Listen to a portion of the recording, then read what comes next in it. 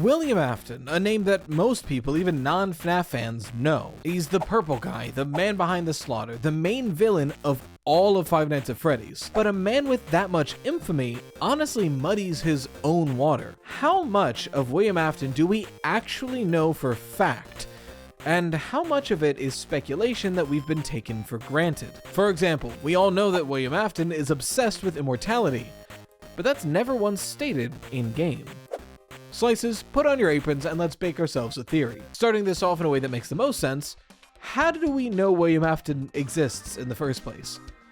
Well, technically, his name is first mentioned in the book The Silver Eyes, where he's the antagonist, a guy who owned the original Freddy's restaurant and is pretending to be somebody else to get close to it. He ends up trying to kill people again, but then they work against him, and eventually somebody activates the spring locks in the spring body suit he's wearing, and it kills him. But again, he's named William Afton. And in the very next game, Sister Location, we get an opening of some shareholder talking to a Mr. Afton, who's making the animatronics. So that's pretty straightforward there. It's even more noteworthy that Sister Location is one of the first narrative-based games, and it opens with Mr. Afton. But if that's not enough for you, in FNAF 6, the last main game that Scott made, in the credits, the voice of Scraptrap is given the name William Afton. So there you go. So we know this guy's named William Afton, and that he is the guy who ends up as Scraptrap. What else do we know about him? Let's go game by game and talk about what we know about the purple guy. Like most of these lore videos, FNAF 1 is pretty quick, because at this point, Scott really didn't have a story in mind. This was his crapshoot game. So all we really know is that the missing child incident happened. It's something that, William Afton did, but we don't even find that out until later. We just know somebody killed kids here. We'll move on for now. At the time of FNAF 2's release, again, not really anything about William Afton, but in retrospect, we know for a fact that these death minigames we see are things that William Afton did.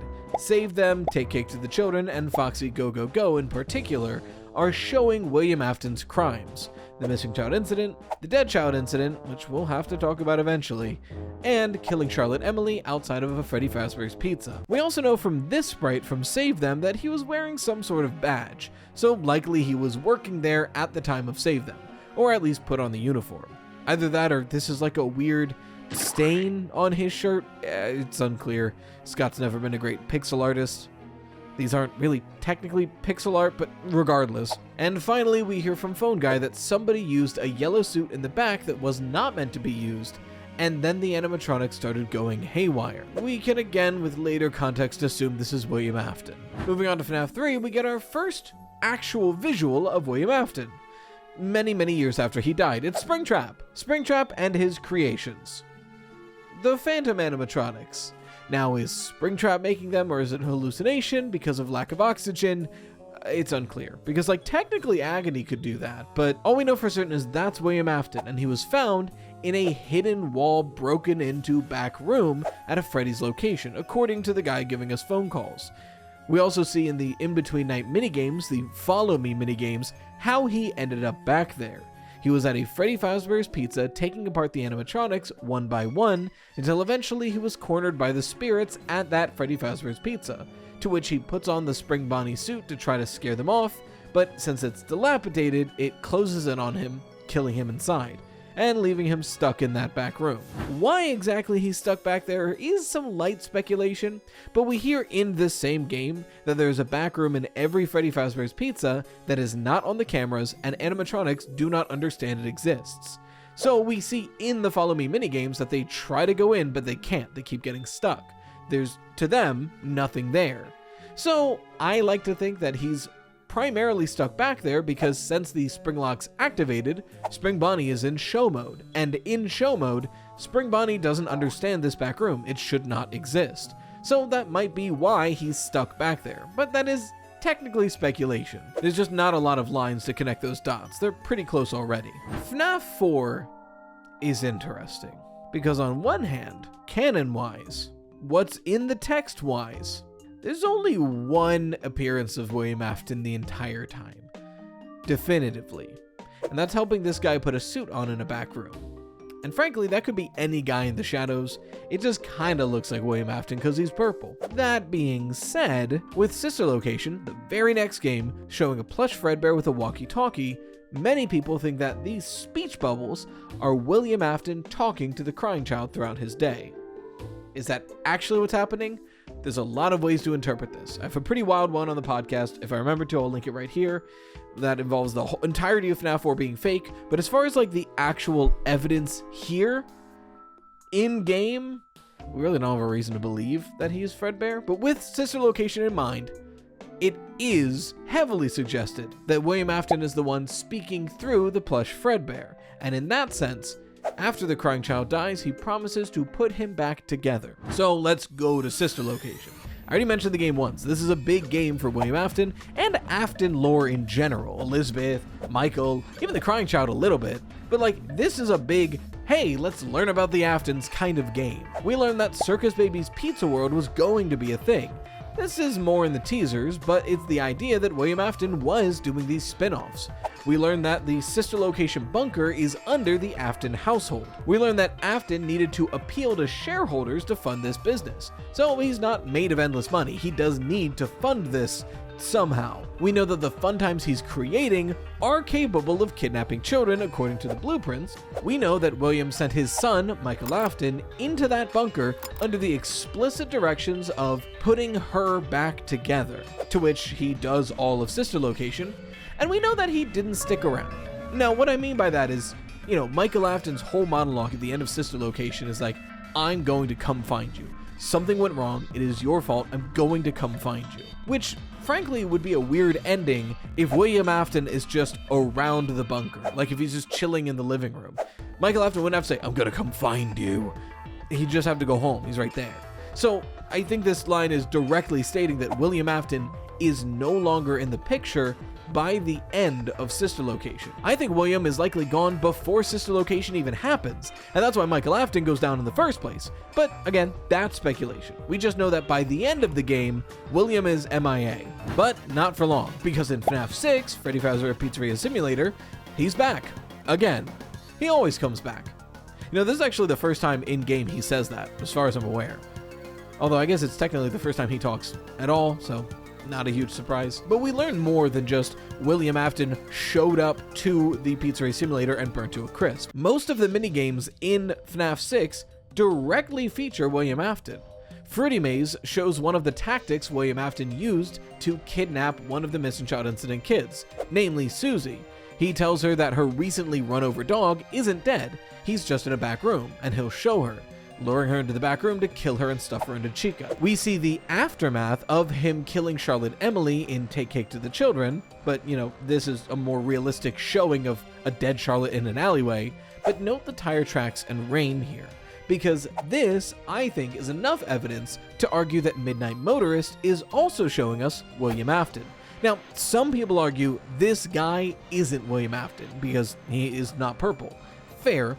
I would say that, if he was purple, it'd be impossible to see him on this screen, but fair. Regardless, the fact that there's tire tracks leaving a raining scene of Charlotte Emily's death, and the name of Midnight Motorist in the code is Later That Night, is a strong enough connection to suggest that this is direct evidence of William Afton being the Midnight Motorist driver, driving back to his broken home. Now, who the guy on the couch and the runaway are, that's argumentative. I think it's Mrs. Afton and Michael Afton is the runaway, but that's speculation. Push it aside. FNAF World isn't super relevant to William Afton, but Ultimate Custom Night is, because it is basically explicitly stated that all of Ultimate Custom Night is just a forever purgatory torture hell for William Afton specifically. There are several voice lines directly stating that this guy, the guy dying in UCN, is the reason for all of this. He did this to other people, he created all of these animatronics, he's why we're here.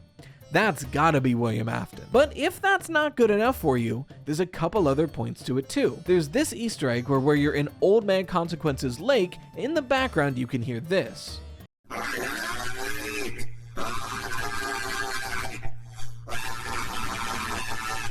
And if one guy is yelling for help from Mike and Henry, well, the guy being tortured can't be Mike or Henry.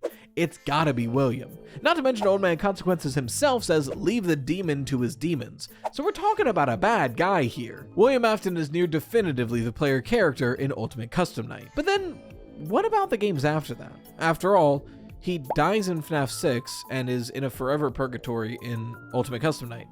So what about Glitchtrap and Help Wanted and Security Breach, Help Wanted 2 and all that? That gets tricky. This gets speculative. Because here's the thing. There is good argumentation for Glitchtrap to be in some ways possessed by William Afton. But I don't think there's good argumentation for that to happen before Glitchtrap is created. Because here's the conundrum. In Security Breach, we learned that Vanny, under the control of Glitchtrap, used Glamrock Freddy to dig under the Pizzaplex and uncover the FNAF 6 pizzeria underneath the Security Breach Pizzaplex. And in there, they find a burnt corpse that looks a lot like a burnt version of Scrap Trap from FNAF 6, a post-fire Scrap Trap, aptly named Burn Trap. Some people argue it's not William Afton, but guys. And the thing that holds me up about this whole process, if Glitchtrap was possessed by William Afton in some way, we've created a paradox. Because Glitchtrap is the one that uncovers William Afton's body. But if William Afton was already possessing Glitchtrap, how would he uncover himself? Because Glitchtrap was formed when they scanned in old technology that they scooped up and didn't let the company hold on to.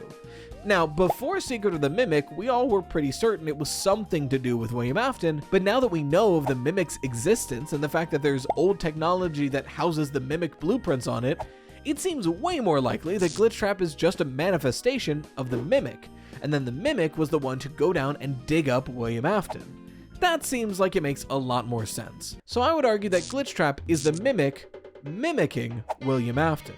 After all, they put a program that recreates everything it sees with the knowledge it already has, which would likely be of William Afton, which we'll get into a game that is comprised of nothing but the worst crimes William Afton ever did. So the idea that it wants to recreate those makes a lot of sense. That being said, there's no direct lore of William Afton in Help Wanted for that reason. Whereas in Security Breach, he's back, kinda, as Burn Trap.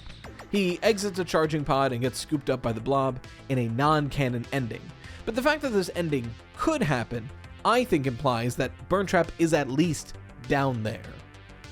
And according to Gregory's drawings that perfectly recreate these scenes, maybe this did happen at some point.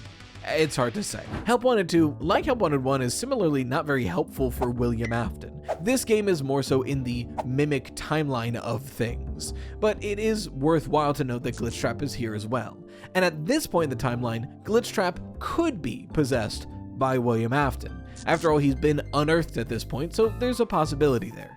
I don't think it's likely though. And finally, Secret of the Mimic, which we learn actually a lot about William Afton and his business practices. Essentially, Fazbear Entertainment and Murray's Costume Manor had a relationship that went back way into the 70s, to the point where Edwin's father knew about them and said not to trust them. So they go way back. But once Murray's Costume Manor started going under, William Afton saw an opportunity, and he gave them a contract that would have fixed all of their financial problems, but it was incredibly work intensive, and anytime Murray's Costume Manor got close, he'd change the contract, or have them redo something, wasting their time and wasting what little money they had left. All the while as the company is crumbling, William Afton was working with an insider to get all the contact information for every employee in Murray's Costume Manor, and personally reach out to them with better jobs, poaching their employees. So he was actively carving into this company, destroying it from the inside, and once it was just on the brink, William Afton sends this letter, which essentially says, hey, I know your business is failing, but don't worry. We'll buy everything and you can work for me instead, and you can even still live in your house, but I'll own it. You can live in it, but I'll own it. Which is crazy. So even before he's a child murderer, he was still an evil, greedy capitalist, otherwise known as a capitalist. Yes, I've made that joke before. I'm gonna make it every time. It's funny. But besides William Afton being a seedy businessman, we also know that he knows about the Mimic. The whole reason the game Secret of the Mimic exists is because Fazbear is sending technicians to retrieve the Mimic endoskeleton, which implies that Fazbear knows about it and wants it. So we can assume that eventually they get it, right? By the end of Secret of the Mimic is off somewhere. It's either wandering into the woods, having a fun party in the basement, or asleep in a non-canon ending. But we know that by Security Breach, the Mimic is trapped in the FNAF 6 underground bunker. So at some point they captured it, not to mention things like the Mex's console and the Fiona console being completely out of nowhere. So clearly William Afton got his hands on this technology at some point. We're just not sure when or what he did with it. You could have watched this video 2 days ago with absolutely no ads. Wait! This is not a normal ad, please don't skip past. Some of you might have noticed that I have channel memberships turned on this channel, but by the end of this month or next month, I'm going to turn them off. In light of YouTube randomly demonetizing a whole bunch of channels and just trying to make this whole thing work in spite of the fluctuating ad rates of the platform, I have opened up a Patreon. Immediately, I want to say don't feel obligated to give anything. Just watching these videos, liking, subscribing, all that, it does more than you know, and it does support me and allow me to do this dream job that I've had. But if you do find yourself in a situation where you are able to give and you want to, there are many different tiers, and you can also join the Patreon for free just to see what's being posted there. The $3 and $5 tiers are pretty similar to what the channel memberships already did, except now that also includes priority questions on the podcast. But the $10 tier is the big new thing I'm doing. That's the tier that every Wednesday I will be uploading this week's video early without any ads on Patreon to watch. So if you don't want to have any ads, you can watch it there. And if you're insanely kind and just are able to do so, there is a $25 tier. It's everything that's before it, but you get a special shout out, like Aiden and Marks, who are current 2 breadwinners. Like I said at the beginning, I don't want to put this out there and make you feel guilty like I need this or I'm gonna starve. It's just another way to put my eggs in multiple baskets and hopefully fund editors for the channel and make this channel as big and cover as much different things as possible. So if you're not able to give, again, just watching the videos, liking, commenting, subscribing, that helps out supremely. But if you are able to give and you would like to, it means the world to me. Now, like I mentioned in the beginning of this video, we get a lot of what we know about William Afton in the Silver Eyes novel trilogy. But to be clear, these books are a completely separate story than what we see in-game. They barely line up at all. Some of the names still match, but even then, it's not great. It is essentially an alternate universe telling of the FNAF storyline. I like to think of it as a shared universe. Essentially, the laws of the universe are the same, and some of the people in them are the same people, but completely different events unfolded. That being said, it is worthwhile to bring up that in the Silver Eyes, William Afton does the missing child incident, and then leaves town and uses a fake name to come back to lay low and avoid being imprisoned, and he remains nearby the Freddy's location trying to find it. In the continuity of the Silver Eyes, they basically build a mall on top and around Freddy's and just like hide it in a back room somewhere, which is crazy, but whatever. But throughout the trilogy, we learn that William Afton's main motivations are seeking immortality and trying to become a perfect being, more than William Afton was, more than Springtrap is alone, some immortal thing. He's also obsessed with Henry Emily. William Afton kept a journal in the books, and they describe his writings of Henry as constantly flipping between insane adoration and intense hatred. So he had feelings. We love a little bit of toxic old man Yowie. But the Silver Eyes aren't the only books that we get lore about William Afton in. Then in comes Fazbear Frights. And I want to preface this by saying I think it's incredibly unlikely that these stories take place in the game's timeline, much like the novel trilogy, but I do think they're useful to talk about, because there's a story pretty much exactly about William Afton, and that's The Man in Room 1280. That story is an alternate version of the aftermath of FNAF 6. Essentially, paramedics rescued a corpse from a burning building. But corpse isn't exactly correct, because the man is somehow alive. His body is so burnt it's mostly translucent, and he should be dead. In fact, at some points they try to put him out of his misery, but whenever somebody tries to kill him, a strange ghost of a boy prevents them from doing so. In fact, when they scan his brain, there seems to be 2 consciousnesses inside of it. It's not until a priest seems to get through to William Afton enough to understand he wants to go to a Fazbear distribution warehouse that once he's there, William Afton just explodes into agony onto a bunch of artifacts, like FNAF merchandise and random old animatronic parts. And that's what causes all the epilogues of Fazbear Frights, and several of the stories themselves. Pretty much most of the haunted objects are explained by William Afton's agony infusing into something. And those objects are not only the main antagonists of most of the Fazbear Frights stories, but they are what's collected during the epilogues. So why am I bringing this up? Because, again, I don't think this could happen in the game's timeline. In the FNAF 6 bunker, William Afton is burnt alive within the Springtrap suit. First of all, his body is intertwined with it, and then it's further burnt. In the story of the Man in Room 1280, there is no animatronic suit on the man. So either paramedics get to the scene and the suit fully melted off, or while at the scene, they unintertwined his body with the suit and then pulled him out. Both of which are just a little too far for belief. Not to mention that in the games, we see a burnt corpse that looks a lot like William Afton in the last place we saw William Afton get burnt. Sometimes a spade is a spade, but I bring this up because it gives us good insight to how Ultimate Custom Night might have worked, because this is basically the book's version of Ultimate Custom Night. Now that's all the book lore, but we're not done. There's one more thing I should bring up. I mentioned earlier that Circus Baby's Pizza World existed, but I didn't mention how we knew. Well, one of the teasers in the lead up to Sister Location showed this graphic if you brightened the image. It's a newspaper clipping saying that Circus Baby's Pizza World was going to open, but the day before opening closed due to gas leaks and the entire project was abandoned. It seems fairly logical that this was actually because Circus Baby killed Elizabeth Afton, but it's notable that this is showing us a whole restaurant was planned, not just the party and rental. So that's all the direct lore about William Afton. And yeah, it's a lot. So when we talk about speculation, what speculative evidence do we have of William Afton? Well, this is what's tricky about this. William Afton specifically is tricky to fit into this format, because most of what we know definitively about William Afton is his actions. What he does, the things he actively caused. Most speculation about William Afton involves the why, his motivations. Like, for example, we know he did the missing child incident. We know he killed 5 children in Freddy Fazbear's Pizza and stuffed them into animatronic suits. But it is never once explained to us why he did that. Never is it even closely stated as to why he did that.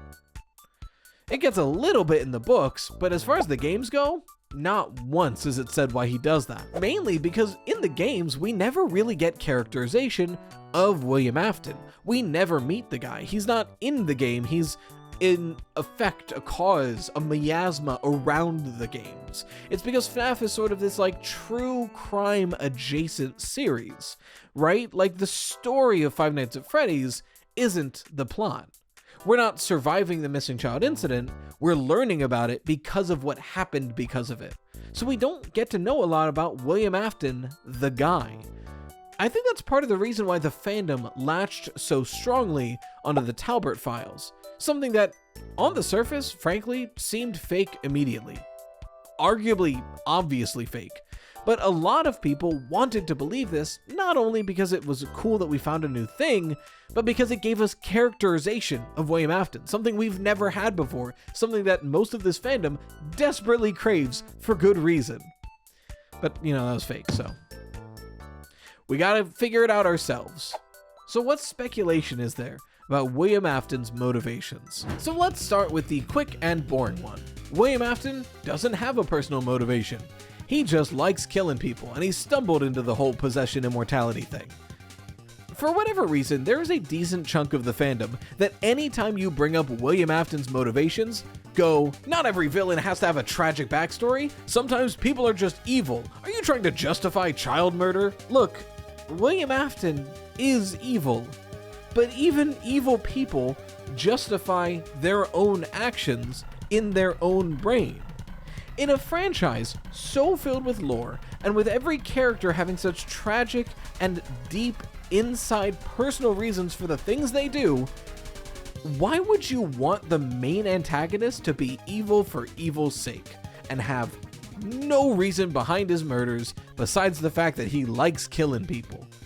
That's insane to me. That the fact that like Henry Emily is doing this entire FNAF 6 scheme because of a deep ridden guilt that he feels partially responsible for William Afton's crimes and is solving it doing the only thing he does best. But William Afton likes killing. You know, that's boring. And frankly, I can't argue against it. You're not giving me anything to disprove, because you're not giving me anything. So if you want to just sit there and say, sure, William Afton's evil, I'm not judging you, but I'm going to do the more personally fun thing and try to psychoanalyze this character to give a reason for why he does these things. So let's go for the longest running theory, I believe, for William Afton's motivations. Trying to fix his child, the crying child. Or rather, in his words, put him back together. If the death of the crying child happens before the missing child incident in your timeline, then we know that it ends with William Afton vowing to put him back together. So it's pretty easy to contextualize everything he does after this as stemming from this promise. The missing child incident, the sister location remnant experiments, all of these were attempts to learn more about what happened to the crying child and see if he can recreate it in a way to induce possession. Prove that possession is possible, because if possession is possible, all he would have to do is build a lifelike animatronic of his son and have his son possess it. In essence, bringing him back to life, and he would fulfill that promise of putting him back together. And then, somewhere along the way, he fully loses his mind and is solely focused on the process of immortality, no matter who he's talking about. Mainly for himself. He wants to live forever. And I want to be very clear with my wording here. This interpretation does not imply that he actually loves his kids or was a good father. Every evidence we have shows William being a horrible, abusive father. But that being said, in his own mind, this still works and makes sense for a motivation. We can look from the outside and be like, oh yeah, he hates his kids and abuses them frequently. But in his mind, this is a problem he can solve. And if he can solve it, one that he can use for himself. He probably doesn't really care about losing the crying child. What really matters is the potential to possibly bring him back. Imagine being the man who solved death. Now, as common of an interpretation as this is, there are some admitted problems with it. If the crying child is the first death in the franchise, why does the sister location bunker exist? If the plush bear walkie-talkie is actually William Afton talking to the crying child from the sister location bunker, well then why does the bunker exist before he's doing any experimentation? Theoretically, William Afton would be down in the bunker with the funtime animatronics and the remnant extracting scooper and all of this technology before needing to create it. Why he down there? Why he down there when no remnant? There are ways to work around this, but it's a question that's never had a satisfying answer for me personally.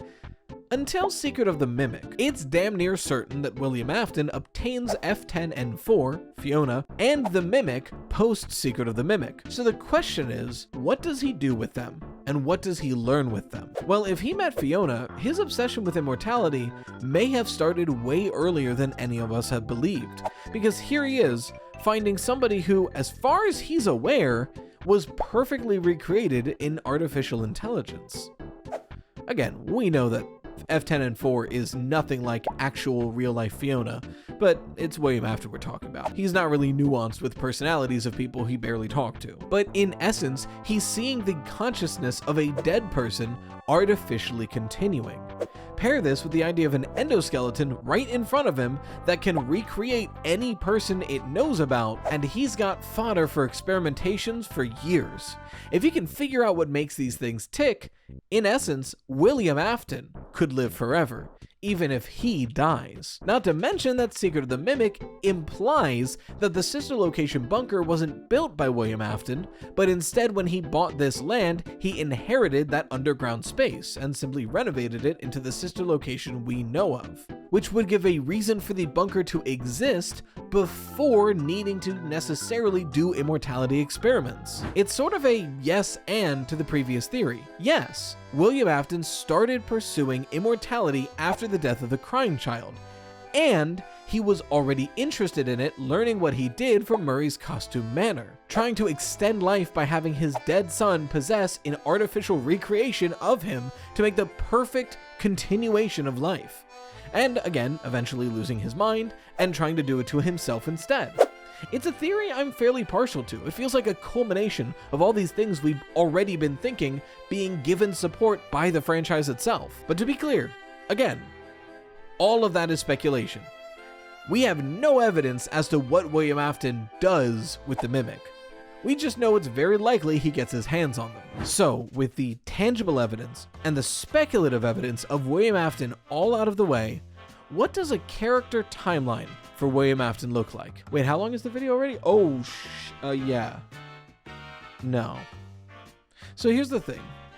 Making a character timeline for William Afton is essentially just making a FNAF timeline, right? Like, all the things in this game so far happened because William Afton did some shit. So not only would that be a 30-minute to an hour-long process, and we're already this far into the video, at that point I might as well just make a full FNAF timeline, which I'm working on in the background.